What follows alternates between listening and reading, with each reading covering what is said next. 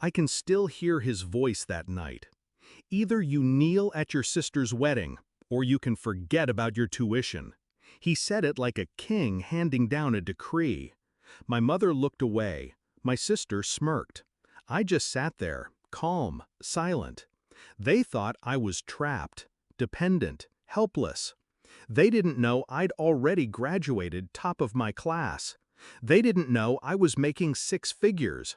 They didn't know I'd been planning this moment for years. I didn't argue. I didn't beg. I smiled. Growing up, my sister was their sun.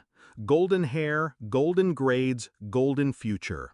Every conversation was about her recitals, her trophies, her beauty. I was the shadow, the difficult one, too quiet, too stubborn, too different. When she wanted ballet shoes, they drove across state lines. When I wanted books, they said, use the library. When she got into trouble, excuses were made. When I excelled, silence followed. I loved them anyway. I thought maybe if I worked harder, they'd see me. But love doesn't survive long in drought. The betrayal wasn't sudden, it was gradual, like a knife turning degree by degree. It was the Christmas when my father toasted only her. The birthday when my gift was forgotten. The college acceptance letter they never congratulated me for. And then the ultimatum. Kneel to her. Prove I knew my place. Or lose the future they thought they still controlled. That was the night I stopped being their daughter and became their reckoning. I vanished from their world. No calls, no visits, no updates. They thought I was struggling, failing, begging somewhere in the shadows. In reality, I was building myself brick by brick. Scholarships, internships, nights buried in code and contracts. Days smiling at bosses who underestimated me, while quietly outpacing them all.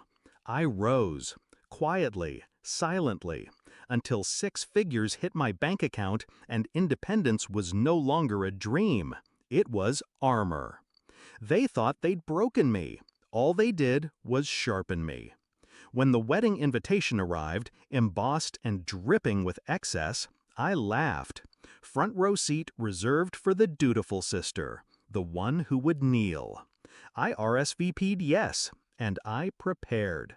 Step 1, I acquired the venue's financials. Not hard when you consult for their accounting firm.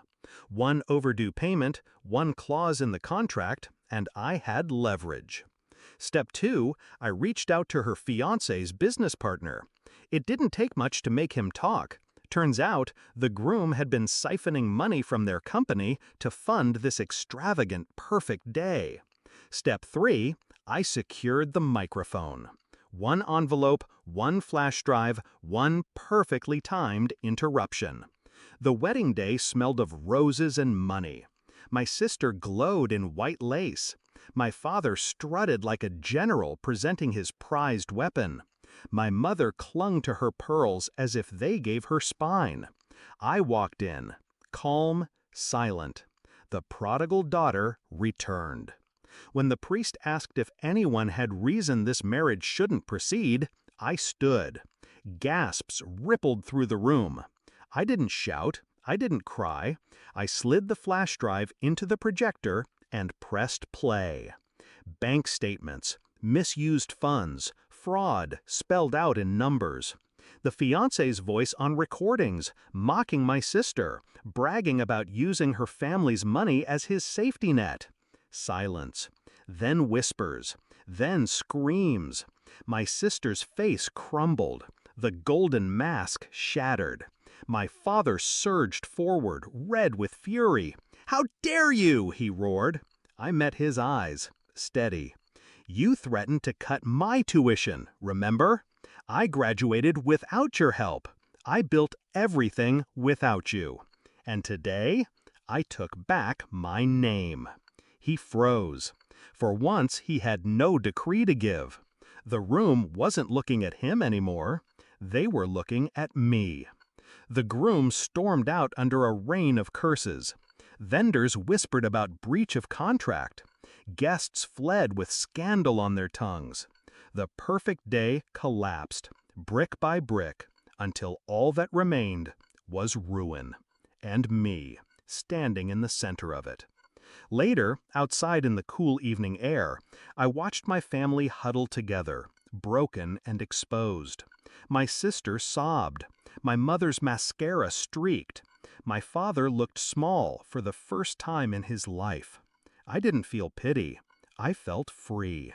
They thought I'd be their useless daughter. They thought I'd kneel. Instead, I rose, and I turned their golden celebration into ash. Justice doesn't need fists. Sometimes all it takes is truth, delivered at the perfect moment. And I have perfect timing.